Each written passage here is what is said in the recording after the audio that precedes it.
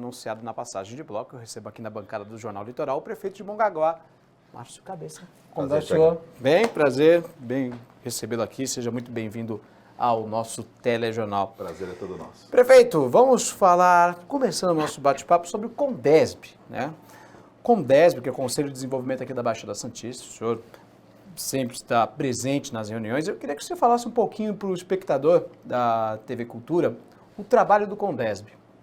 Eu acredito que o Condesb ele tem aí o grande desafio, né, e eu como presidente hoje, é de unificar realmente a região metropolitana, e esse é o grande significado, de nós trabalharmos de uma visão metropolitana, de colocar isso em prática, porque muitas vezes a gente fica muito no discurso, fica muito na fala e acaba não agindo de forma metropolitana. Certo. Então, é você entender que os problemas da região, ele está desde Peruíbe a Bertioga, né, passando por todos os 9 municípios e que são problemas de todos e não de um município ou de outro. Então, acho que esse é o grande desafio que a gente tem pela frente de unificar, seja saúde, educação, segurança pública, drenagem, todos os problemas que a gente enfrenta para poder colocar isso em prática, para melhorar a vida das pessoas, não da cidade A ou da cidade B, mas sim da região metropolitana da Baixada Santista. Então, o senhor pode compartilhar com a gente quais são essas demandas que foram abordadas nesses últimos encontros que o senhor liderou?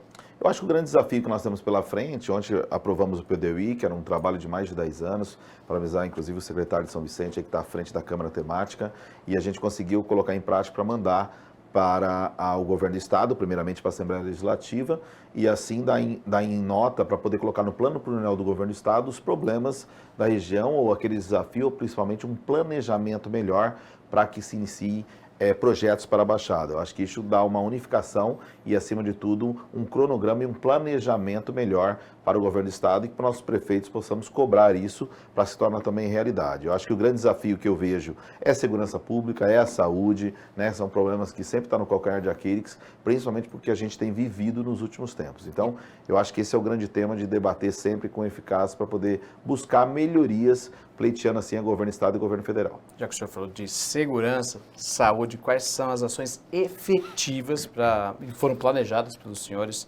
para que essas demandas sejam efetivadas literalmente? Eu acho que a cobrança ela vem já de bom tempo, porém muitas vezes a gente ficou muito só na expectativa e assistindo. Eu acho que nós tivemos uma reunião importante, os 9 prefeitos com o governador, a qual eu marquei como presidente do Condesb, uma reunião almoço com o governador, levamos essas demandas, é prova do que tem acontecido também os últimos anos aí, principalmente no Guarujá do prefeito Suma, né? Certo. Essa questão lá, essa operação que está tendo agora, isso acaba toda a nossa região sofrendo com esses problemas. Então a gente pleiteou números maiores de efetivo, a gente pleiteou principalmente uma reestruturação e um olhar para a Baixada Santista. Ao meu ver, foram 30 anos que a Baixada ficou um pouco esquecida em alguns temas e esses 2 temas principalmente. Você percebe que o interior do estado de São Paulo houve muito mais investimentos do que nós aqui. Então é a hora de cobrar para que nós possamos, obviamente, entendemos que é um governo que está apenas 8 meses, o atual governador Tarcísio, que aliás eu apoiei desde o primeiro turno,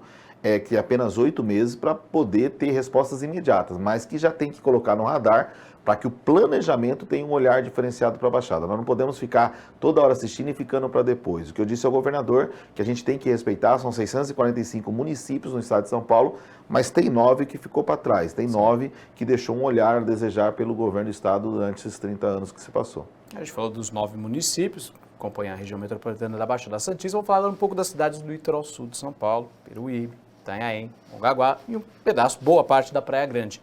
A respeito da concessão da rodovia Padre Manuel da Nóbrega, né, que foi mencionada aí durante a reunião. Esse novo projeto de concessão vai impactar de que forma, se ela for passar do jeito que está sendo? São 2 maneiras de falar, Thiago. Eu sempre tenho muito o olhar de você enfrentar o problema e buscar o que é melhor para a cidade. Nem sempre o melhor é o que mais traz popular. Ninguém quer pedágio. Falar para o morador ele vai querer pedágio? Ninguém quer pedágio. Certo. Porém, que eu bato sempre na tecla e da forma que está se fazendo e conduzindo agora, eu sou totalmente contra essa questão do pedágio. Que eu brigo, por exemplo, vou falar por Mongaguá. Mongaguá tem 30 anos que a gente briga para ter um viaduto lá no bairro do Agenor de Campos. 30 anos se discutir, isso não sai do papel. Com a terceirização da rodovia, isso vai acontecer? Então, o que a gente pede lá e briga os prefeitos? Que primeiro o Estado invista, que primeiro o Estado traga soluções. Mongaguá, por exemplo, precisava pelo menos 6, porque do meio da Praia Grande para frente até chegar a Peruíbe, nós somos divididos no meio. Então, é uma cidade lá do morro, uma cidade lá do praia. O que isso trouxe de benefício? só prejuízo. Então, o que a gente tem olhado e cobrado do Estado, e foi feita uma promessa, é que viria, por exemplo, Mongaguá 6 elevados, investiria na Monteiro Lobato, que é a nossa marginal, investiria nas drenagens do município. Isso traria o quê? Geração de emprego, economia, isso fortalece toda uma região. O interior, por exemplo, você não consegue ir para qualquer cidade do interior sem pagar pedágio. Mas primeiro teve o investimento para depois se cobrar. E o que nós estamos pleiteando é isso, que primeiro tenha esse olhar de investimento, proponha isso para a população e para os prefeitos, para depois se discutir numa forma de pedágio. O que a gente sente que é uma proposta única, que vai ter, mas nós temos que brigar para que tenha primeiro a estrutura, primeiro tenha o desenvolvimento da região. Com certeza. Agora vamos falar um pouco de Mongaguá, lindíssima cidade aqui do litoral sul de São Paulo, com belíssimas praias. E é claro que você falou até de economia, e é claro que o motor da economia da cidade de Mongaguá é o turismo. Como que o poder público está trabalhando para incentivar cada vez mais para que os turistas visitem a cidade de Mongaguá e para que os empresários, donos de hotéis, de restaurantes também trabalhem junto em parceria com o município para que tudo dê certo, vamos dizer assim, uma corrente boa disso aí. Eu acho que a gente está... Eu estou 5 anos como prefeito, assumi o mandato pela metade, depois fui reeleito prefeito com a maior votação da história de Mongaguá. Mongaguá comprovadamente já saiu pela questão aí que foi a cidade que mais cresceu proporcionalmente em relação a todo a Baixada Santista, então isso mostra o investimento, isso mostra grandes empresas vindo para a cidade no decorrer desses 4 anos para cá. Vale pontuar que, infelizmente, dentro desses 5 anos a qual eu estou com o prefeito, 2 anos e meio foi de uma crise pandêmica que é o Covid, isso traz um prejuízo, um atraso muito grande, mas foram investimentos aí pontuais, né? O nosso Parque à Tribuna, que é maravilhoso, nós temos lá a Dudu Sama, que nós revitalizamos ela todinha, estamos fazendo agora uma nova orla da praia, investimos também do lado dos bairros para que aquele turista,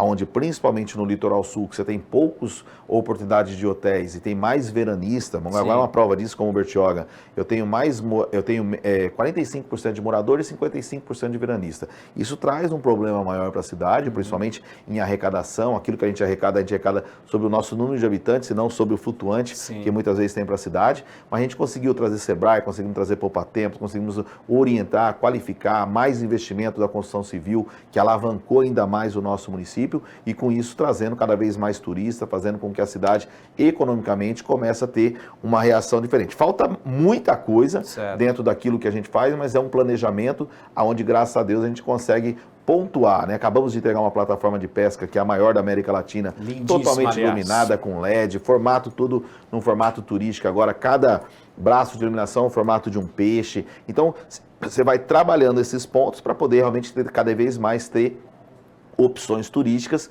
para que a pessoa venha para Mongaguá, venha para o litoral sul e consiga ter cada vez mais oportunidades de poder se distrair, se divertir e ter lá o seu olhar para aquilo que você busca, seja o mar, seja o Poço das Antas, seja as nossas feiras de artesanato, seja todo um sistema que nós temos trabalhado aí para poder melhorar e cada vez mais alavancar. Isso tem demonstrado em números reais, né, o crescimento e desenvolvimento da cidade de Mongaguá. De Poço das Antas, saudade, faz tempo que eu vou lá. Precisa ir lá. Banho de cachoeira. Lá Se você pensa na praia vai ter as cachoeiras. Sim, nós temos aí toda uma revitalização, passamos um período muito difícil com a área rural, uma ponte que estava para cair, moradores sofrendo, turismo sofrendo. Agora, graças a Deus, conseguimos um recurso para fazer a ponte. Investimos também na escola rural lá, praticamente pronta, para poder alavancar nesse último 1 ano e meio meu de mandato, já que eu não posso me candidatar à reeleição, continuar trabalhando para incentivar cada vez mais o turismo do nosso município. Está próximo do final da nossa entrevista. Vamos falar de saúde. Como é que está o setor de saúde aí no município de Mongaguá?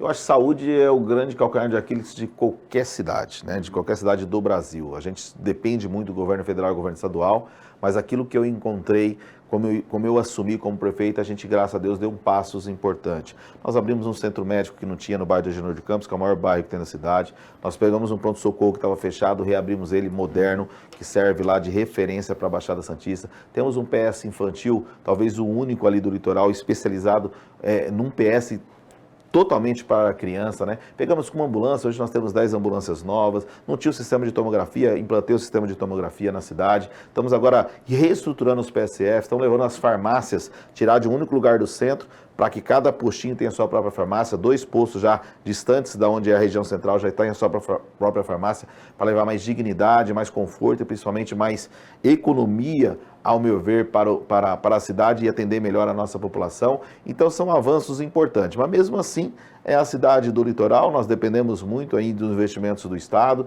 nós dependemos muito de cada vez mais ter esse investimento, porque quanto mais você faz, mais cresce a sua despesa, porque é mais procurado o sistema de saúde. Sim. E vai ficando. Então, para você ter uma ideia, eu investi 35% do que é permitido em lei 15, ou o mínimo de 15, nós colocamos mais 35% na saúde. Só que nós temos outras demandas, né? Sim. Nós temos esporte, temos cultura, temos social, então isso tem aí criado sempre uma dificuldade muito grande. Mas com bom olhar, agradecendo toda a nossa equipe, o nosso diretor de saúde, nós temos tentado fazer o nosso melhor para a nossa população.